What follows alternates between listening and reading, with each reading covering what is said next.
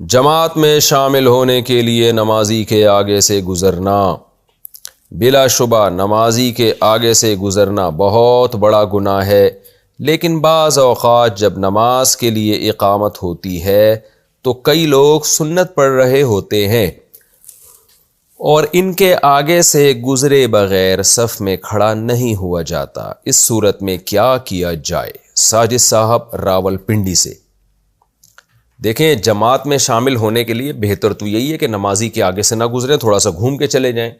लेकिन अगर और कोई जगह मिल ही नहीं रही है तो फिर नमाजी के आगे से ही गुजर जाएं, क्योंकि सफ़ को पूरा करना ये ज़्यादा ज़रूरी है। नमाजी के आगे गुजरने के में जितना हरज है ना, उससे ज़्यादा हरज ये कि सफ़ आप मुकम्मल ना करें। तो मजबूरी हो, सफ़ में गुजरने की जगह ही नहीं है, तो फिर आप नमाजी के आगे से गुजर के सफ़ में खड़े हो जाएं।